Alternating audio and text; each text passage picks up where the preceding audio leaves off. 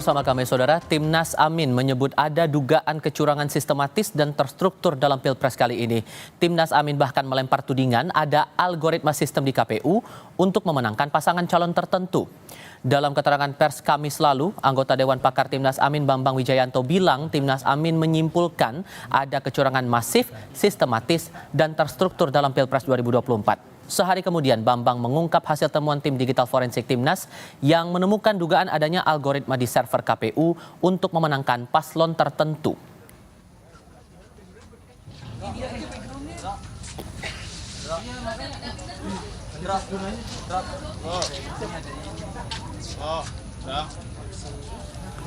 Kami hampir sampai pada kesimpulan bahwa masif, sistematik, dan terstruktur itu benar-benar terjadi dengan kualitas kadar pelanggarannya yang jauh lebih dahsyat ketimbang tahun-tahun sebelumnya.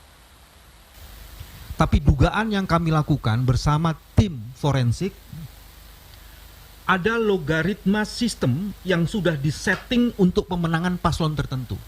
Jadi gitu, Dik. Jadi kalau ada revisi di satu TPS, dia akan mengubah TPS yang lain. Ini bukan sekedar angka yang dicatat, tapi sistem itu yang membangun settingnya.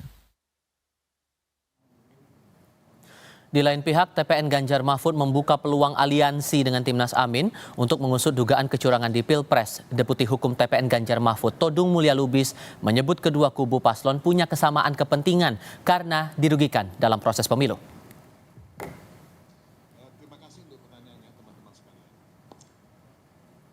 Kedua paslon ini tentu sama-sama ingin menegakkan integritas pemilu.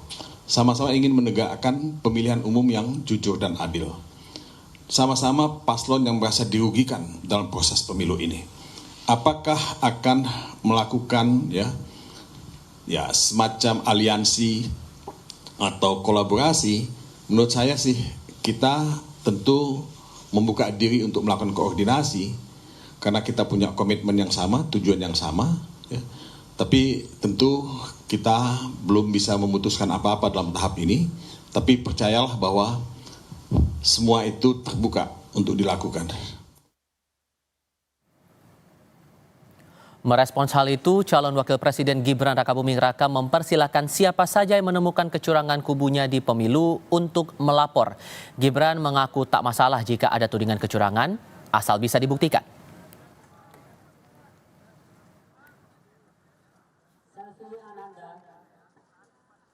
Ini gimana, Mas? Ya silahkan dilaporkan jika ada kecurangan atau hal-hal yang sekiranya meresahkan, kan sudah ada jalurnya sendiri, monggo.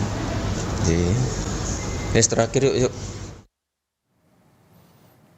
Kubu Timnas Amin dan TPN Ganjar Mahfud membuka kemungkinan bergabung mengusut dugaan kecurangan di Pilpres 2024. Timnas Amin mengklaim menemukan dugaan kecurangan terstruktur, sistematis, dan masif untuk memenangkan paslon tertentu. Kami diskusikan bersama dengan para narasumber.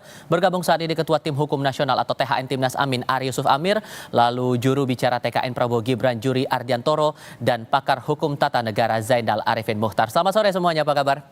Sore. Selamat sore. Terima kasih sudah bergabung bersama kami. Mas Ari, apakah semata karena ada dugaan algoritma di server KPU yang membuat Timnas beralasan ini tampaknya ada kecurangan yang TSM, terstruktur, sistematis, dan masif, atau ada alasan lain? Iya, tentunya data-data yang setelah kami kumpulkan jauh lebih lengkap. Fakta-fakta kecurangan yang ada di lapangan sudah kami dapat kumpulkan dan memang bisa terlihat bahwa itu betul-betul masif. Contoh? Misalnya tadi disampaikan tentang bagaimana penggelembungan suara melalui IT. Itu sudah kami siapkan, tim IT forensiknya sudah bekerja. Ada saatnya nanti di dalam persidangan akan kami ungkap. Lalu yang kedua tentang bagaimana terjadinya penggalangan oleh kepala desa. Ini ada beberapa tempat kepala-kepala desanya sudah kami temuin dan masyarakat di sana sudah bersaksi bahwa terjadi penggalangan seperti itu. Detail tempatnya banyak sekali. Salah satunya mungkin yang sudah beredar, kita sama-sama ketahui di Sampang Madura. Bagaimana satu desa tidak ada pemilihan, tapi tiba-tiba surat suaranya sudah tercoblos semuanya. Nah, lalu ada juga kepala desa tadi mengkondisikan KPPS. Sehingga dengan cara money politik, dengan cara pengarahan, dan macam-macam modus sudah kami dapatkan. Sejauh Nah, ini saat total ini ada berapa kami- laporan kalau gitu, Mas? Kami sudah menerima ratusan ribu laporan dari seluruh Indonesia. Kebetulan kami memiliki kawan-kawan tim hukum nasional yang ada di daerah-daerah, memberikan masukan. Dari masyarakat juga begitu banyak, begitu antusiasnya memberikan laporan dan masukan. Kami mencoba untuk mengklasifikasi dan memverifikasi laporan-laporan tersebut. Oke. Sehingga kami bisa mengkelompokkan mana-mana laporan di bidang money politik, di bidang penggelembungan suara, di bidang penggerakan kepala desa, dan macam-macam yang lain. Dan itu ada buktinya? Semuanya kami sudah dapatkan buktinya. Oke. Mas Juri, dengan alasan-alasan tadi menurut Anda dugaan itu cukup kuat? Iya, terima kasih Mas. Jadi soal dugaan kecurangan, pertama yang harus kita lakukan atau prinsipnya adalah mari kita cek satu persatu setiap dugaan kecurangan itu terjadi.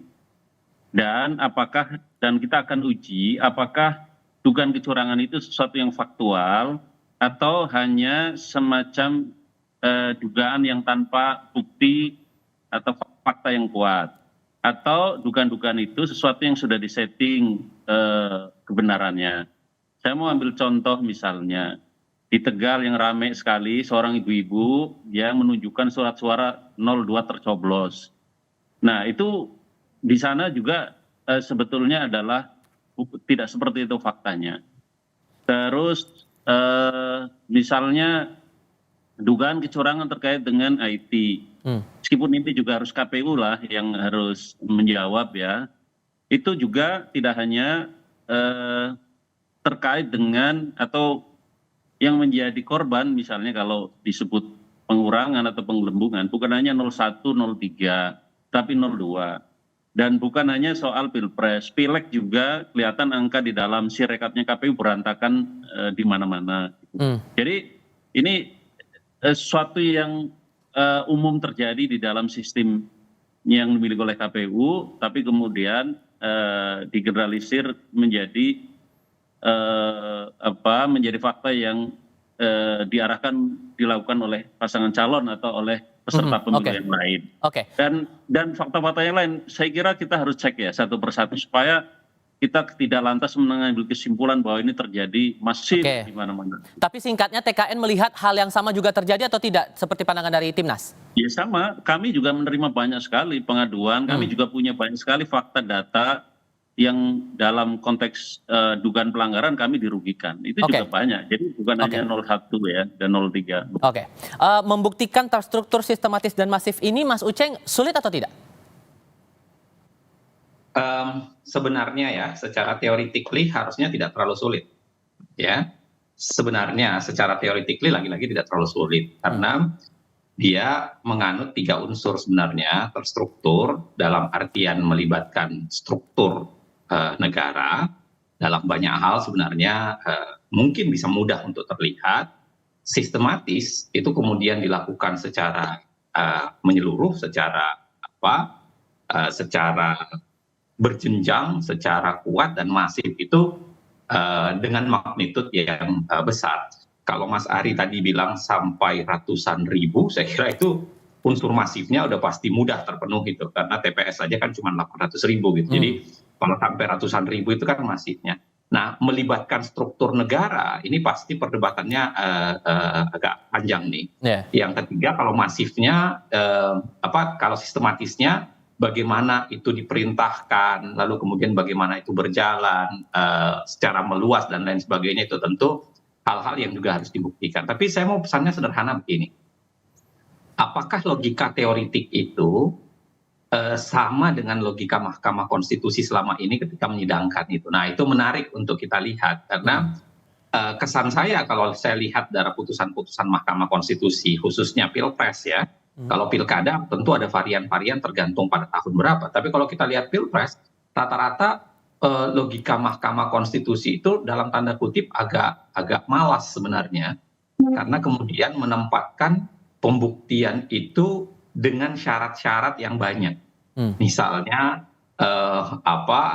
harus ada juga laporan kepada Bawaslu dan KPU, lalu kemudian harus ada bukti yang kuat, lalu kemudian bukti yang kuat itu disertai dengan jumlah yang bisa mengubah hasil. Nah, ini yang menjadi berbahaya menurut saya ketika Mahkamah Konstitusi mengikatkan dirinya pada formalitas, tapi pada saat yang sama demokrasi terganggu secara substantif. Sehingga Nah, itu sesungguhnya biasanya hanya jalur MK saja yang bisa ditempuh, atau sebetulnya untuk dugaan-dugaan semacam ini bisa ditempuh lewat Bawaslu dulu atau DKPP?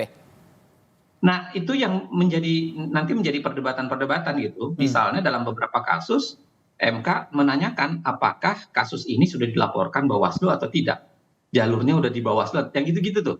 Jadi seakan-akan MK terlibat pada formalismenya, tanpa menyadari bahwa apakah Bawaslu sendiri punya penyakit soal independensi atau tidak, apakah para penegak hukum lainnya punya penyakit soal independensi atau tidak. Kan yang berbahaya di titik itu.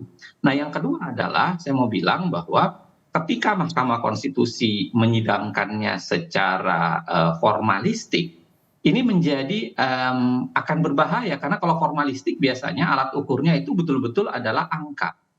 Misalnya dalam banyak hal selalu Mahkamah Konstitusi bertanya apakah kecurangan itu signifikan untuk mengubah hasil. Nah, yang gitu-gitu tuh. Padahal tanpa kita lihat bahwa sebenarnya ada kecurangan yang memang barangkali kalau mau dibuktikan tidak bisa mengubah hasil, tetapi sangat mungkin kecurangan itu terjadi bahkan jauh sebelum proses pemilihan. Saya ingin mengatakan kalau kita bicara kecurangan kan kita bisa bicarakan pra pencoblosan dan pasca pencoblosan. Kalau pra pencoblosan ini kan parameternya untuk mengetahui apakah itu berpengaruh pada hasil susah sekali kan. Misalnya keterlibatan aparat, bagaimana mengkonversinya bahwa ini kemudian sejumlah hasil bla bla dan lain sebagainya. Nah, itu yang saya kira yang tantangan buat siapapun yang membuktikan, karena Mas Juri tadi juga bicara bahwa 02 juga punya kecurangan. Ditahan dulu di situ Mas Uceng. Tapi berarti poin tahan dulu di situ Mas Uceng, sorry. Kita harus jeda sebentar karena nanti kita akan lanjutkan lagi, termasuk nanti saya akan lempar ke Mas Ari. Maka kemudian keinginan dari Timnas Amin ini kalau ada dugaan yang TSM itu tadi, apakah meminta untuk pemilu ulang atau ada permintaan lain? Kita akan jawab nanti, usai jeda berikut.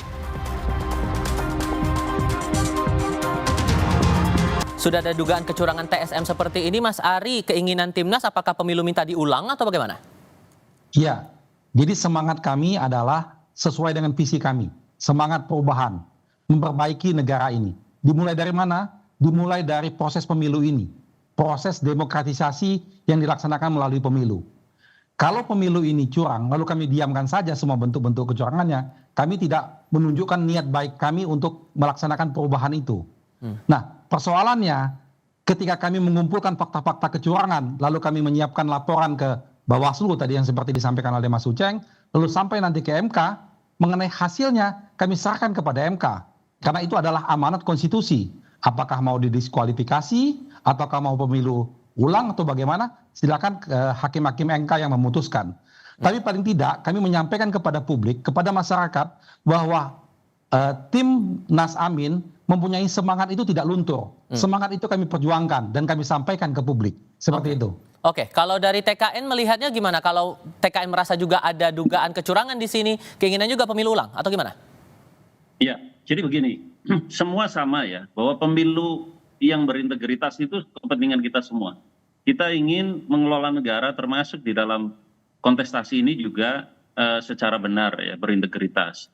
Tapi juga kita harus ingat bahwa di dalam penyelenggaraan pemilu itu juga ada aturan permainan ya, ada rule of game. Jadi mari kita proporsional untuk menjadikan rule of game ini sebagai basis dari tindakan kita di dalam menyikapi pemilu.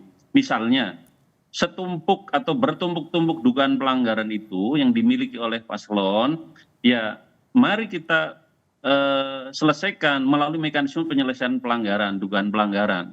Jangan sampai dugaan pelanggaran yang ratusan ribu itu, ya, kemudian seolah-olah itu menjadi angka yang faktual, angka yang benar, dugaannya sebanyak itu, sehingga kemudian publik punya persepsi bahwa terjadi kecurangan yang masif atau memang sengaja dibuat narasi kecurangan yang TSM.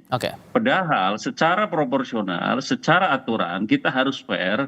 Mari kita selesaikan satu persatu dugaan-dugaan itu. Apakah betul dugaan-dugaan itu sebagai sesuatu yang benar atau tidak? Atau hanya dugaan semata? atau hanya penciptaan dugaan pelanggaran semata. Oke. Nah, kalau kita nggak sampai ke situ dalam pembuktian satu persatu, maka yang ada adalah ya terus-terusan kita Oke. memproduksi narasi yang berbasis pada dugaan-dugaan itu. Baik, oke. Saat kemudian itu dibuktikan dalam proses berikutnya, Mas Uceng, dan itu permohonan dugaan TSM ini terbukti begitu, apakah kemudian seketika mengubah hasil pemilu? Dalam kasus pilkada kan kita bisa menemukan bahwa Mahkamah Konstitusi pernah melakukannya dengan variasi-variasi tertentu. Mendiskualifikasi calon sangat mungkin, kalau memang keterlibatannya besar, kemudian mengulang di berbagai tempat juga menjadi sangat mungkin. Kalau kemudian memang ada signifikansi diulang di beberapa tempat. Nah, apakah bisa mengubah hasil? Ini kan sekarang kalau kita berhitung, hasil yang bisa berubah itu bukan hanya sekedar soalan jauhnya jumlah, misalnya ya kalau dari quick count ya, Amin 25 misalnya, dan kemudian 57 atau 58 ya, di kisaran itu. Bukan sekedar itu, tetapi kita bisa lihat ini bisa mengubah juga manakala bisa dibuktikan suara 02 misalnya itu bisa diturunkan misalnya 8% saja, sehingga kemudian menjadi 49,99%. Itu juga bisa mengubah hasil. Kenapa? Karena dengan sepertian tidak satu putaran, tapi kemudian harus masuk ke putaran kedua. Jadi saya kira kita tidak bisa membayangkan bahwa kebisingan itu atau kemudian kecurangan itu harus dibuktikan betul-betul sampai ratusan ribu dulu kan untuk mengubah hasil. Tidak, karena mengubah hasil ini ada dua, mengubah hasil untuk soal misalnya mengubah peringkat atau mengubah diskualifikasi calon, ataukah yang kedua bisa jadi mengurangi sehingga tidak memenuhi putaran pertama. Itu juga sangat mungkin. Artinya sepanjang kalau memang data-data tadi benar yang disampaikan, saya kira masih terbuka kemungkinan untuk itu. Tapi lagi-lagi tadi saya sudah bilang, harus diingat MK sendiri logikanya seringkali terlalu formalistik. Saya beri giliran ke Mas Ari, kalau begitu dengan gap untuk quick count-nya saja sudah sebesar itu dan hasil perhitungan saat ini di KPU juga gapnya masih terbilang luas, ini yakin kalau gugatannya akan dipenuhi nanti? Kita tidak bicara angka-angka, Mas. Kami juga punya penghitungan internal, real count yang kami miliki juga kami masih berjalan. Jadi kita tidak fokus kepada angka-angka. Seperti saya katakan tadi, kami fokus kepada pengumpulan bukti-bukti dan fakta-fakta kecurangan. Sehingga betul-betul kami menunjukkan bahwa bagaimana kita berdemokrasi, bagaimana kita menjaga integritas pemilu ini. Itu poinnya buat kami. Oke, Mas Juri, melihat ini ada kemungkinan-kemungkinan tertentu? Berbagai kemungkinan bisa terjadi, tetapi kami punya keyakinan bahwa dengan data yang kami miliki, dengan proses yang berjalan terjadi ini, maka sebetulnya tidak ada masalah berarti dalam pengertian apa yang dituduhkan sekian ratus ribu itu pada akhirnya sebetulnya nanti akan terklarifikasi, yang tidak akan mengubah proses ini, hasil ini. Terima kasih banyak untuk diskusi kali ini, Mas Ari, Mas Juri, dan Mas Uceng sudah dibagikan bersama kami di Kompas Petang kali ini. Selamat sore semuanya. Sama-sama, selamat sore.